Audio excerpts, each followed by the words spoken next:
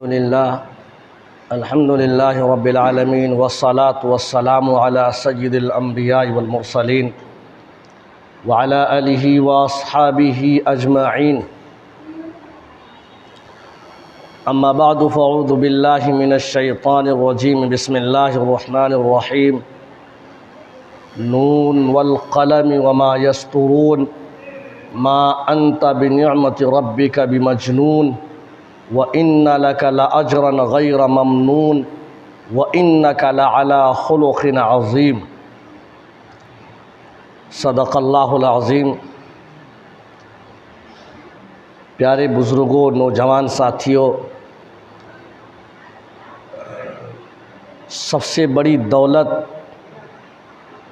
ईमान की दौलत है। सबसे अज़ीम दौलत ईमान की दौलत है।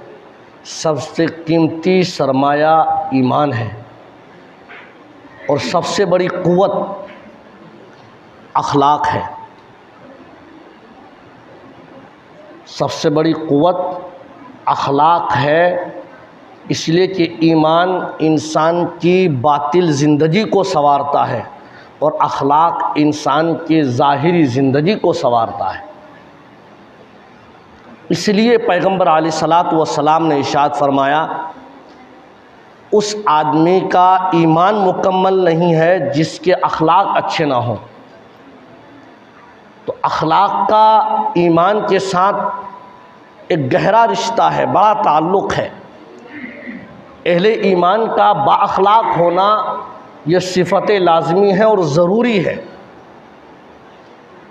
पैगम्बर अलैहिस्सलातु वस्सलाम की बुनियादी ज़िंदगी, सैकड़ों किताबें आपके अखलाक़ हसना पर उलमा ने लिखे हैं और कुरान करीम में आपके अखलाक़ हसना की तारीफ़ अल्लाह तबारक व तआला ने इस तरह फरमाई, व इन्नका लअला खुलुक़िन अज़ीम। आप बुलंद बाला अखलाक के मालिक थे। सहाबा रिज़वानुल्लाहि ताला अलैहिम अजमईन फरमाते हैं, आप ऐसे थे जैसा कि आपने चाहा कि मैं इस तरह बनूं और अल्लाह ने आपको ऐसा ही बनाया। कहीं रत्ती बराबर आपकी अखलाक में गिरावट नहीं आई। नबूवत के बाद तो मुमकिन ही नहीं थी, नबूवत से पहले भी कहीं आपकी ज़िंदगी में अखलाक का कोई पहलू गौर करने के काबिल नहीं था कि इस पर ज़रा उंगली रखी जाए। इसी अखलाक़ हसना की बुनियाद पर आपने अहले अरब में जो 40 साल मुकम्मल ज़िंदगी गुजारी है नबूवत से पहले, तो ईमान के दायरे में जब आप पूरी कौम को मुखातब करके ईमान की तारीफ़ फरमा रहे थे और ईमान के बोल बोल रहे थे और अल्लाह की हम्दो सना, उस यकताई क़ुव्वत की हम्दो सना उस कौम के सामने आप कर रहे थे, तो आपने अल्लाह तबारक व ताला की तारीफ़ पहले मरहले में नहीं रखी थी। आपने अपने ख़ानदान, कबाइल और अपने माशरे की तारीफ़ नहीं रखी। सबसे पहले आपने अपने किरदार का पर्चा कौम के सामने रखा कि बताओ, लबिस्तु फ़ीकुम उमरा, मैंने एक लंबा अरसा तुम्हारे दरमियान गुजारा, 40 साल का अरसा। इस 40 साल के अरसे में कहीं मेरी ज़िंदगी में एक सुई के नाके के बराबर उंगली रखने की गुंजाइश है तो बताओ। मामलात से लेकर के नज़र व न्यास तक, यहाँ तक के बड़े और छोटे के फ़र्क तक, एक दूसरे के काम आने रिफाई कामों तक कहीं भी मैंने नज़र चुराई हो और कहीं भी मैंने अपनों का साथ दिया और गैरों का साथ ना दिया हो, कहीं मैंने अपना पराया दिखाया हो, ऐसा कोई एक मंजर मुझे याद दिलाओ। इस 40 साल का आपने जो चिट्ठा पेश किया उस पर कौम ने कहा, हमने आपको अमीन पाया, सादिक पाया, हमने आपको सच्चा, ईमानदार, दयानतदार और ओहदे का पाबंद पाया, वादे का पाबंद पाया, हर तरह से हमने आपको बिल्कुल पाक साफ पाया है। तब अल्लाह के नबी अलैहिस्सलातु वस्सलाम ने अब अपना मकसद बयान फरमाया कि मेरे आने का मकसद क्या है। इस पैगम्बर अलैहिस्सलातु वस्सलाम के इस तारीख़ी जुमले से पूरी उम्मत के उलमा दाइयान दीन की दावत पेश करने वालों के लिए एक बहुत बड़ा सबक है कि पहले वो अपने आप को अपनी तस्वीर पेश करें कि बताओ मैंने ज़िंदगी के मामलात में इस दीन को पेश करने से पहले तुम्हारे साथ कोई ख़यानतदारी का मामला किया है। इसलिए अल्लाह के नबी अलैहिस्सलातु वस्सलाम ने अपना जो 40 साला चिट्ठा पेश किया है, अल्लाह तबारक व तआला ने उसके ऊपर आपको मुखातब करके फरमाया, पैगंबर हमने आपको रऊफ़ुर रहीम बनाया, आपके दिल को नरम बनाया, आपके मिजाज को नरम बनाया, आपकी तबीयत को नरम बनाया। क्यों? इसलिए कि ये अरब कौम बहुत ख़तरनाक थी, इतनी सीधी सादी नहीं थी कि वह आपकी बातों को मानकर वह आपसे चिमट जाते, नहीं, ये तो इतने ज़्यादा जहरीले थे कि अगर इनके दरमियान कोई एक बात पर बिगाड़ पैदा हो जाए, 40 साल से पहले वो बिगाड़ ख़त्म नहीं होता था। इनके अखलाक इतने गिरे हुए थे, इनके किरदार इतने बदनुमा थे कि बरसहा बरस तक एक बूंद पानी पर ये लड़ा करते थे। मैंने आपको नरम दिल नरम मिजाज बनाया ताकि सख्त कौम नरम होकर के आपके पास चले आए। और ऐसा ही हुआ कि आप अलैहिस्सलातु वस्सलाम की नरम मिजाजी, नरम तबीयत, अखलाक हसाना, अखलाक करीमाना, पत्थर दिल सहाबा के दिलों को इस तरह से मगमूम कर देता और मोम बना देता कि वो आपका दीवाना बन जाता था। सैयदना उमर रज़ी अल्लाह ताला अन्हु के बारे में किताबों में लिखा उलमा ने कि ज़माना जाहिलियत में इनके गुस्से का ये आलम था, इनके बदअखलाक़ी का ये आलम था और इनके किरदार का ये आलम था कि अगर माशरे में ये मालूम हो जाए कि उमर को इस बात पर गुस्सा आया है और इस शख्स की बात पर आया है, तो वो शख्स ये समझ लेता था कि अब मैं बच नहीं सकूंगा। क्यों? इसलिए कि पूरे अरब में हज़रत उमर रज़ी अल्लाह ताला अन्हु की ज़माना जाहिलियत में आपके गुस्से का और दबदबे का, आपकी ताकत व क़ुव्वत का, रौब और दबदबे का इतना असर था कि रुआसाए मक्का भी आपके एहतराम में खड़े हो जाते थे कि जलाली आदमी, इसके मिजाज के मुआफिक कोई काम नहीं होना चाहिए। बावजूद इसके कि आप अहले अरब में इतने ज़्यादा मालदार नहीं थे जो मालदार उबय बिन खल्फ थे, जितने मालदार अबू जहल थे, जिस कदर दौलत उतबा बिन मुईद था उनके पास था, वो दौलत आपके पास नहीं थी। लेकिन गुस्से का ये आलम था, रौब और दबदबे का ये आलम था कि ये लोग भी आपसे कपकपा जाते थे और फैसला तारीखी होता था। उलमा ने लिखा कि हज़रत उमर के फैसले कभी बदले नहीं हैं, ना ईमान लाने से पहले ना ईमान लाने के बाद। बाज़ उलमा ने तो हज़रत उमर की मोहब्बत में यहाँ तक लिख दिया, अगर उमर ने फ़ैसला कर लिया, अभी आसमान से कोई वही नाजिल नहीं हुई, तो अल्लाह ने उमर के गुस्से का और उसके फ़ैसले का लिहाज रखा और आसमान से वही नाजिल फरमा दी। तो ज़माना जाहिलियत में भी उनके फ़ैसले बदलते नहीं थे। एक फ़ैसला था जहाँ उनको बदलना पड़ा।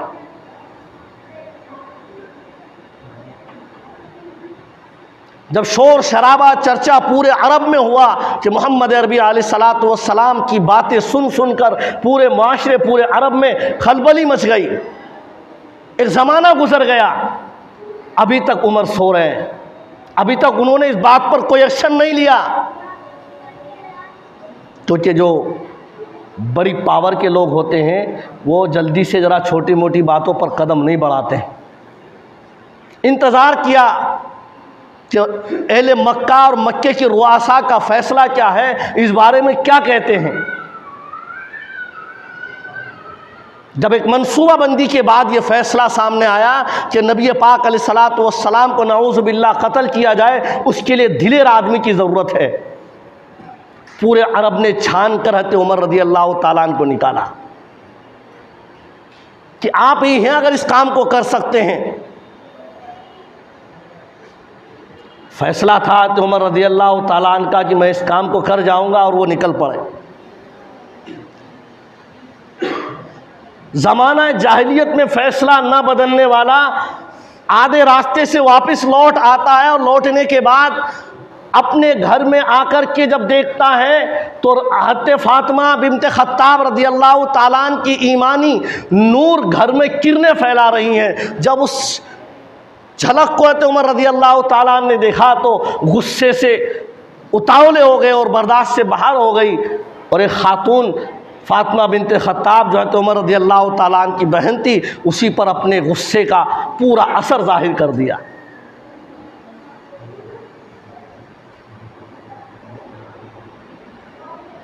यहाँ अल्लाह तबारक व तआला ने हज़रत उमर रज़ियल्लाहु ताला अन्हु के फ़ैसले से हज़रत उमर को रोका और बदला तब्दील किया। कुरान मुक़द्दस की आयत करीमा हज़रत उमर की ज़बान पर चढ़ने लगी और बोलने लगे।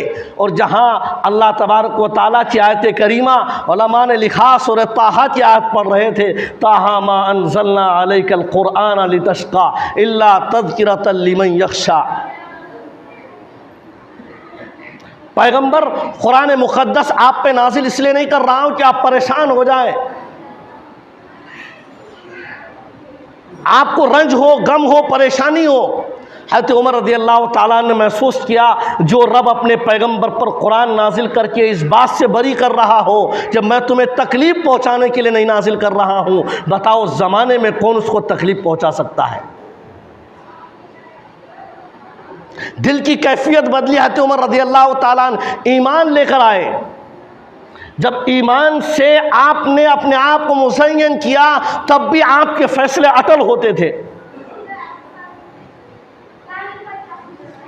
हज़रत उमर रज़ियल्लाहु ताला अन्हु गुस्से के बहुत ज़्यादा तेज़ आदमी थे,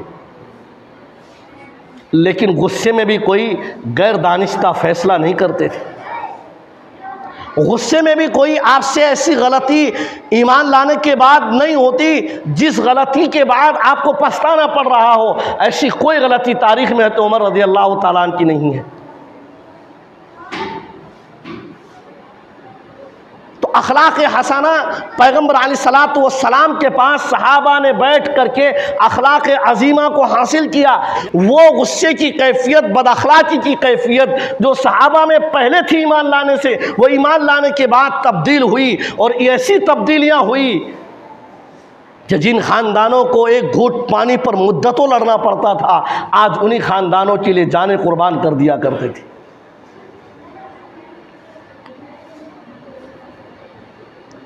तो मौके पर हज़रत उमर रज़ियल्लाहु ताला अन्हु मिंबर पर बैठकर खुतबा दे रहे हैं, तकरीर फरमा रहे हैं। तकरीर के दौरान हज़रत उमर रज़ियल्लाहु ताला अन्हु ने सवाल उछाला तो सवाल के जवाब में एक गरीब निहायत ही देहाती सहाबी खड़े हुए। और खड़े होने के बाद का उमर सीधे चलोगे तो ठीक है, अगर ज़रा रास्ते से बदले और टेढ़े चले तो मैं अपनी तलवार से तुम्हें सीधा कर दूंगा। उलमा ने लिखा है कि उस मौके पर अमीरुल मोमिनीन जो इतनी ताकत व क़ुव्वत का मालिक हो और एक देहाती सहाबी, गांव का रहने वाला, देहात का रहने वाला, बीच तकरीर के दरमियान खड़े होकर के आपके खुतबे को रोक दे और आपसे सवाल करे कि अगर गलत चलोगे तो अपनी तलवार से तुम्हें सीधा करूँगा। यकीनन गुस्सा आना था, गुस्से में उसे मस्जिद से बाहर निकालना था या कोई और फैसला लेते, लेकिन नहीं। हज़रत उमर रज़ियल्लाहु ताला अन्हु ने अल्लाह का शुक्र अदा किया और कहा इलाल आलमीन, तेरा शुक्र है कि इस जमात में ऐसे भी आदमी हैं जो उमर को सीधा चलाने वाला है। कहीं शरई फैसले में उमर जज्बात में कोई फैसला कर जाए तो ऐसा ना हो कि वो फैसले गलत हो और वो चल पड़े। ऐसा तो है कि उस फैसले को कोई रोकने वाला है। अखलाक इसका नाम है कि इंसान गुस्से में अपने गुस्से को काबू कर ले।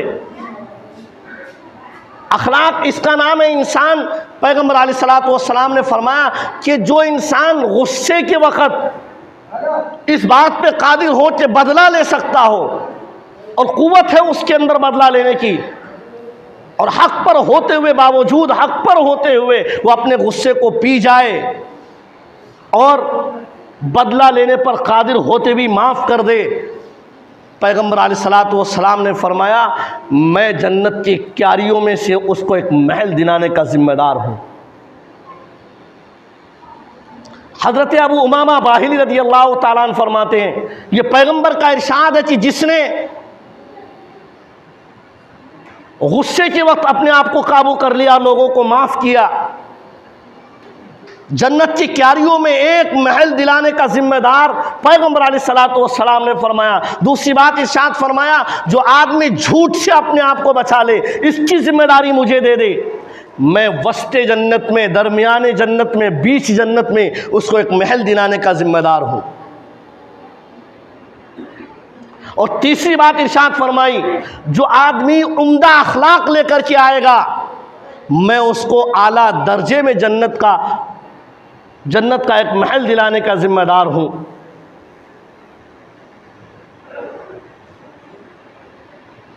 अखलाक हसना, पैगंबर अलैहिस्सलातु वस्सलाम ने फरमाया, क़यामत के मैदान में सबसे ज़्यादा वज़नी जो अमाल होंगे वो अखलाक होंगे। जिसके अखलाक जितने अच्छे होंगे, जितना उम्दा होंगे, फरमाया उसके अमाल इतने वज़नी होंगे।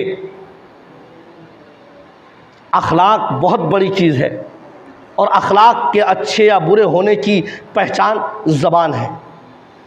किसी इंसान के अखलाक अच्छे हो या बुरे, अगर इसको जानना हो तो उससे बुलवाओ, उससे मामलात करो, उसके साथ सफ़र करो, उससे लेन देन करो, उससे ताल्लुकात कायम करके देखो, हर तरह के मौके में उसको आजमा के देखो। अगर वो सफ़र का साथी सही निकला, मामलात में सही निकला, वादे में सही निकला, ऊंच नीच में गुस्से को पीने वाला निकल आया, बर्दाश्त की कुव्वत है, तो समझो ये बाअखलाक इंसान है। और अखलाक अजीम नियामत है। किसी भी मुआशरे की खूबी या उसकी खामियां वहाँ के रहने वालों की ज़बान और उसकी अखलाक है। इसलिए पैगंबर ने फरमाया, मुझे दो चीज़ों की ज़मानत दे दो, मैं तुम्हें जन्नत की ज़मानत देता हूँ। अल-फमु वल-फर्ज, दो चीज़ों की ज़मानत दे दो, मैं तुम्हें जन्नत की ज़मानत देता हूँ। एक ज़बान, मुँह से मुराद है ज़बान, अल-फमु यानी मुँह, ज़बान। ज़बान से जो बात कहो तो बहुत अच्छी तरह मीठी बात कहो, ऐसी बात ना हो जो किसी को तकलीफ पहुंचे, किसी के दिल को ठेस पहुंचे। और ईमान के मुकम्मल होने की ज़मानत पैगंबर ने बतलाई है, मन सलिमल मुस्लिमून मिन लिसानी व यदी। उस इंसान का कामिल ईमान नहीं, वो कामिल मुसलमान नहीं जिसकी ज़बान से या जिसके हाथ से कोई मुसलमान महफूज न रहे। इस हदीस की तशरीह में आप जो भी कहो, हत्ता कि जानवर भी उसके हाथ और ज़बान से महफूज रहना चाहिए, गैर ईमान वाला भी उसकी ज़बान और हाथ से महफूज रहना चाहिए। ये कामिल ईमान की अलामत है। एक मुसलमान ही नहीं, अपने पराए, यहाँ तक के ज़मीन पर चलने वाले जानवर जो तुम्हें तकलीफ नहीं पहुँचाते, वो भी तुम्हारी ज़बान और तुम्हारे हाथ से महफूज रहे। ये कामिल ईमान की अलामत है। अल्लाह के मखलूक पर रहम करने वालों पर अल्लाह अपना रहम फरमाता है।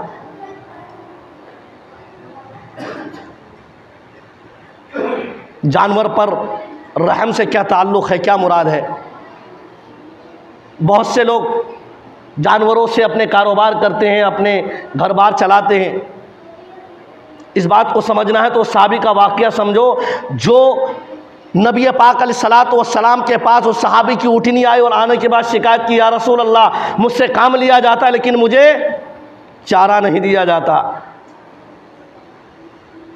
शिकायत की, पैगंबर अलैहिस्सलातु वस्सलाम ने उस सहाबी को तंबीह फरमाई, तो मालूम ये हुआ कि जानवर का भी हक़ इंसान के ऊपर है और इंसान को चाहिए कि जानवरों के साथ भी रहम दिली का मामला करे, हुस्न सुलूक का मामला करे, उसके साथ भी खुल्क़ हसना का मामला करे, अखलाक़ हसना का मामला करे, उसकी भी ज़रूरत का ख्याल रखे। तारीख़ में एक मिसाल है, एक फ़ाहिशा औरत, बदकार औरत, बदकिरदार औरत, बनी इसराइल के ज़माने का वाक़या है कि जब वो एक जंगल में सफ़र करते हुए धूप की शिद्दत में प्यास की तड़प में कुएं के पास पहुंचती है तो देखती है कुत्ता अपनी जबान को निकाले प्यास की शिद्दत में हाँफ रहा है।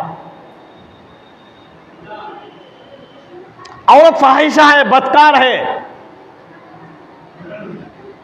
अल्लाह का फरमाबरदार नहीं, नमाजी नहीं, रोजा नहीं, कुछ नहीं, कोई इबादत नहीं, मखलूक के साथ रवादारी है, फरमाबरदारी है। ऐसे मौके पर जब एक कुत्ते को पानी की बहुत शिद्दत की ज़रूरत हो, धूप सख्त पड़ रही हो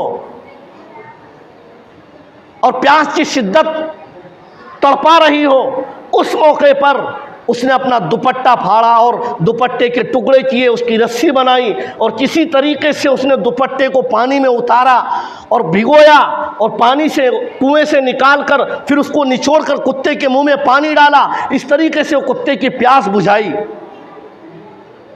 पैगंबर फरमाते अल्लाह ताला ने उसके इस अमल को इतना पसंद फरमाया कि अल्लाह ने उसके लिए मग़फ़िरत का फ़ैसला फरमा दिया।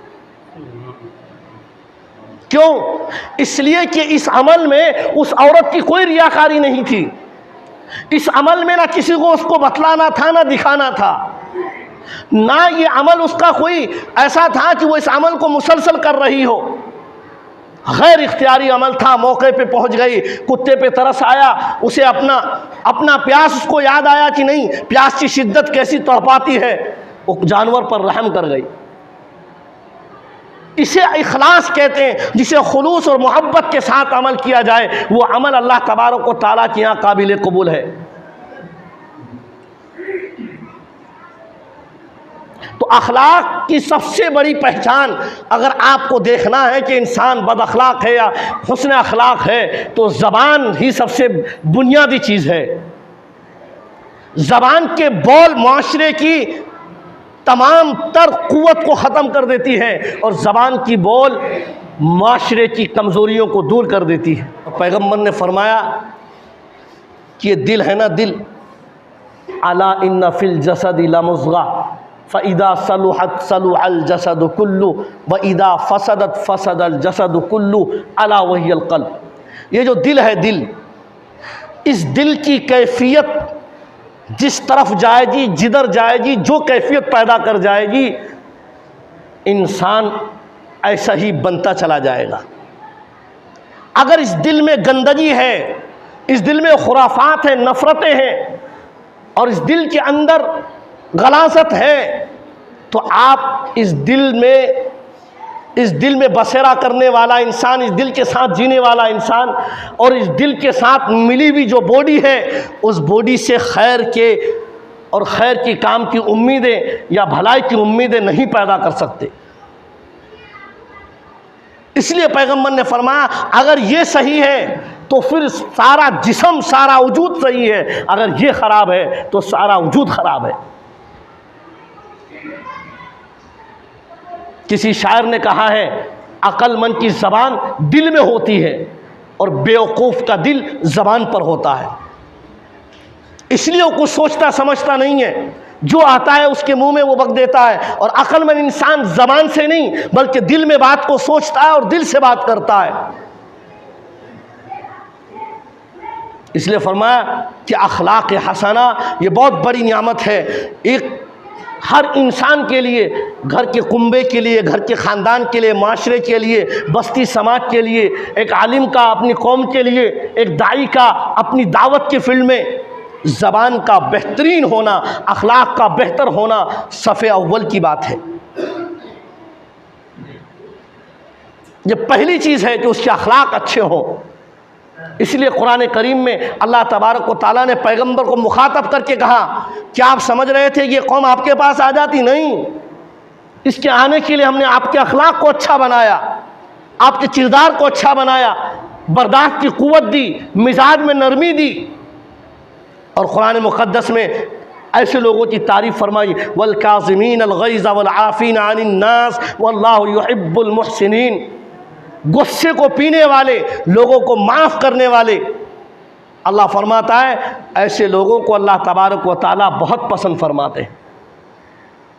पसंद फरमाने का मतलब यह है कि उस इंसान की आखिरत कामयाब हो गई, अल्लाह के लिए वो रज़ामंद है, अल्लाह उससे राज़ी है, उसकी आखिरत के मनाजिल आसान हो गए, उसका बेड़ा पार हो गया, वो तो आसान मामले में जन्नत का मुस्तहिक हो गया।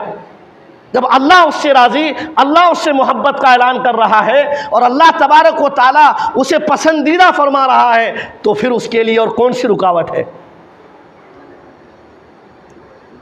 और ये किसी बुजुर्ग की बात नहीं, ये तो कुरान कह रहा है।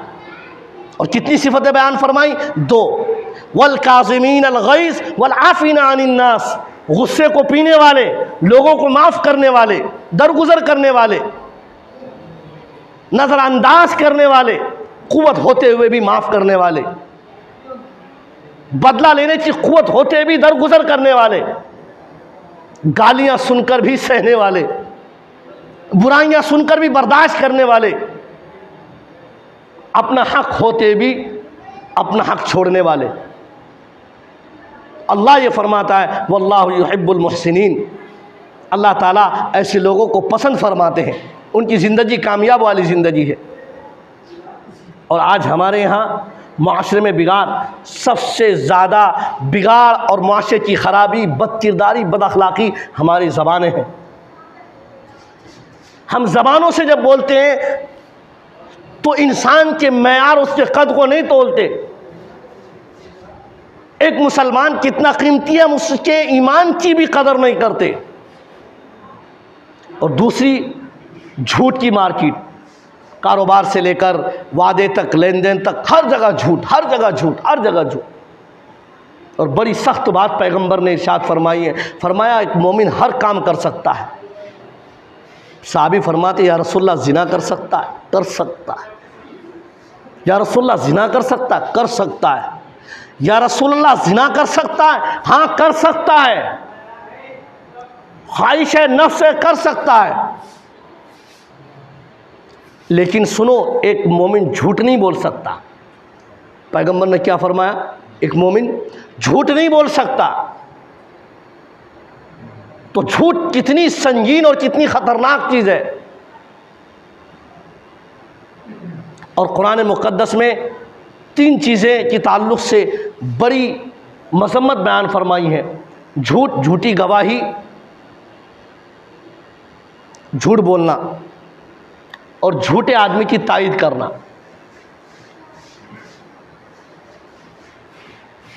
और आप और हमें कोई चीज़ अगर रास्ते में मिल जाए और सामने वाला ढूंढता हुआ आए और कहे कि मेरी एक चीज़ खो गई है, तो हमारे ईमान इतने कमज़ोर हैं कि हम उस चीज़ को छुपा लेंगे। हम उस चीज़ को छुपा लेंगे। लेकिन याद रहे, पैगंबर की शरीयत, पैगंबर की बात एक ज़र्रे के बराबर भी शक के दायरे में नहीं है। जो बात है वो बिल्कुल हक़ है, बरहक़ है। इन तमाम धोखेधारियों का नतीजा आखिरकार दूर चल कर के कुछ मुद्दत के बाद खसारा ही है। और ईमानदारी, अमानतदारी का और सच्चाई का नतीजा दूर चल कर के बाद अल्हम्दुलिल्लाह बेहतर ही है। इब्न अक़ील रहमतुल्लाह अलैह अपनी तारीख़ का वाक़या खुद लिखते हैं कि मैं गरीब था, मुफलिसी थी, गरीबी थी, माली हालात बहुत कमज़ोर। मैं हज के लिए गया, तवाफ़ के दौरान सोने का एक हार मिलता है। और उस ज़माने का आज से 700 साल पहले, 7वीं सदी की बात है, इतनी भीड़ ना होती होगी। उस हार को उठाया, उठाने के बाद ऐलान किया तो वो बूढ़ा शख्स, ज़ईफ़, जिनकी आंखें नहीं थी, नाबीना था, वो शख्स आया। आने के बाद कहा कि हाँ मेरा हार है, और उसकी कुछ अलामतें उन्होंने बताई। उस नौजवान ने, इब्न अक़ील रहमतुल्लाह अलैह लिखते हैं कि मैंने वो हार उस बुजुर्ग को दे दिया। वो बुजुर्ग अपने घर लौट गए। मक्के के अतराफ में, करीब में ही किसी मस्जिद के वो इमाम थे, आलिम दीन थे। उनकी एक बेटी थी। उन्होंने पूरा वाकया अपनी बेटी के सामने रखा कि मुझे एक नौजवान, मेरा हार खोया, उस नौजवान को हार मिला, हार उसने ऐलान किया, मैं उससे लेकर के आया। उस मौके पर इब्न अक़ील रहमतुल्लाह अलैह को उस बुजुर्ग ने दुआ दी, गायबाना, सामने नहीं। और दुआ ये दी, अल्लाह ताला तुझे बेहतरीन रोजगार अता फरमा दे। और अपनी बेटी के लिए दुआ की, अल्लाह ऐसे ईमानदार नौजवान मेरी बेटी का जोड़ा नसीब फरमा दे। उस बुजुर्ग का इंतकाल होता है। ये यहाँ हज तवाफ उम्रा करके यहाँ से फारिग होकर के मक्के के अतराफ में उसी मस्जिद में कहीं किसी मौके पर मगरिब की नमाज में पहुँचते हैं। वहाँ कोई इमाम नहीं है, क्योंकि यही वो शख्स इमाम थे जो नाबीना आलिम दीन थे। अब इनका इंतकाल हो चुका था। इन्होंने नमाज पढ़ाई, वहाँ के लोगों ने कहा देखो हमारे यहाँ कोई इमाम नहीं है, बेहतर होता, मुनासिब होता कि आप हमारे यहाँ इमाम हो जाए। उन्होंने अल्लाह का शुक्र अदा किया और ये कहा कि दीन की खिदमत का मौका भी मिला और रोज़गार के मसाइल भी हल हुए, मैं परेशान था। कुछ अरसे के बाद वहाँ के लोगों ने कहा आपकी शादी नहीं हुई, एक आलिम दीन इसी मस्जिद में इमाम थे, उनकी एक नौजवान बच्ची है, आपकी इजाज़त हो तो रिश्ते की बात की जाए और आप निकाह फरमा लें। इब्न अकील रहमतुल्लाह अलैह ने कहा कि ठीक है, अगर तुम्हारी मर्जी है तो मैं राजी हूं और रिश्ता किया जाए। बातचीत हुई और रिश्ता तय हुआ, निकाह हो गया। जो शादियों के अपने बच्चियों को शौहर के घर जाना पड़ता है, उसी रस्म व रिवाज के साथ, उसी अदाओं के साथ, जो भी कुछ उनके अफराद थे, उन्होंने बच्ची को सजाया। सजाने के बाद इब्ने अकील रहमतुल्लाह अलैह के यहाँ हुजरे में, जहाँ मस्जिद में वो इमाम थे, उनकी क़यामगाह थी, वहाँ पहुँचा दिया गया। नमाज इशा के बाद, फरागत के बाद जब वो अपने हुजरे में गए,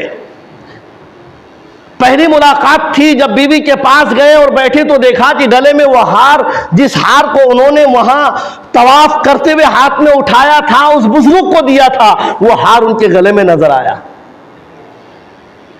वो बाकी बातें तो भूल गए कि क्या कहना है। अब सबसे पहले लड़की से यही पूछा, ये बताओ ये हार तुम्हारे पास कैसे आया? उस बच्ची ने कहा इतना ताज्जुब क्यों हो, यह हार तो मेरे बाप ने मुझे दिया है, यह हार हमारे अपने घर का है, हमारे वालिद ने हमें दिया है। देखा ताज्जुब की बात नहीं है, यह हार मैंने देखा भी था, मैंने उठाया भी था और यह हार गुम हो गया था। मैंने एक नाबीना शख्स बुजुर्ग थे, उनका यह हार था, ऐलान के बाद जब वो आए तो मैंने उनको यह हार दिया था। बच्ची मुस्कुराई और मुस्कुराने के बाद कहा मेरे बाबा की दोनों दुआ कबूल हो गई। क्या कहा? मेरे बाबा की दोनों दुआ कबूल हो गई। नौजवान इब्ने अकील रहमतुल्लाह अलैह कहते हैं आखिर वो दोनों दुआ क्या थी? तो कहा एक दुआ वो थी जो तुम्हारे लिए की थी और एक दुआ वो थी जो मेरे लिए की थी। तुम्हारी दुआ तुम्हारे हक में कबूल हो गई और मेरी दुआ मेरे हक में कबूल हो गई। कहा कैसे? कहा इसलिए कि जिस मस्जिद में आप इमाम हैं उस मस्जिद में मेरे वालिद इमाम थे। आपको अल्लाह ने रोजगार दे दिया इसलिए कि आप बेरोजगार थे और मेरे वालिद ने दुआ की थी अल्लाह उस नौजवान को बेहतरीन पाकीज़ा रोजी अता फरमा, और मेरे लिए मेरे वालिद ने दुआ की थी ऐसे ईमानदार नौजवान मेरी बेटी के लिए शोहर नसीब फरमा। तो तुम्हें तुम्हारा मकसद मिल गया और मुझे मेरा मकसद मिल गया। मेरे बाबा की दोनों दुआ कबूल हो गई। ईमानदारी का नतीजा बाद में बहुत बेहतर निकलता है। ये ईमानदारी थी। तो ज़बान का बोल इंसान की बेईमानी, माशरे और अखलाक की बरकिदारी की सबसे बड़ी दलील है। हमारे अखलाक बदतर हमारी ज़बान से होते हैं। इसलिए आखिर में एक बात कह रहा हूं, खास तौर से दावत के साथी, मकामी साथी, बैरूनी साथी जो भी हैं, आते हैं जाते हैं, मैं अपनी बात आखिर में एक बात ज़रूर रखता हूं, सारी चीज़ें अच्छी है लेकिन ज़बान के बोल अच्छे नहीं लग रहे हैं। अखलाक में कहीं थोड़ी बहुत कमी महसूस हो रही है। अखलाक अच्छे हो, हम किसी के बारे में कोई फैसला नहीं कर सकते। बस अल्लाह दीन का काम जिस दर्जे में ले ले उसको ईमान और अमाल समझकर गनीमत समझना चाहिए, अल्लाह का शुक्र अदा करना चाहिए। माशरे के बड़े छोटे आने वाले मेहमानों का इकराम करें। जो दावत के साथ ही दूर दराज से आते वो हमारे लिए मेहमान हैं, वो यहाँ अजनबी हैं, वो यहाँ परदेसी हैं। हालांकि वो तने तनहा पैगंबर की सीरत और सहाबा की सीरत में किसी के मोहताज बन के नहीं आते। ये दावत ऐसी लाइन है, तने तनहा। लेकिन हम मुसलमान हैं, गैर नहीं है, तो हमारा फर्ज है कि आने वाले मेहमानों का दो तरीके से नुसरत करें। एक तरीका ये होगा कि जिस मकसद से आए उस मकसद पर हम उनका ताउन करें, रहबरी करें, और दूसरा मकसद ये है कि हम उनके खाने पीने के ताल्लुक़ से जो हमसे हो सके उनके ताल्लुक़ से भी हम उनकी नुसरत के बारे में सोचें। ये दो नुसरतें हम दावत के साथी के साथ करें। अल्लाह अमल की तौफीक मरहमत फरमाए। वाखिर दावाना अल्हम्दुलिल्लाह।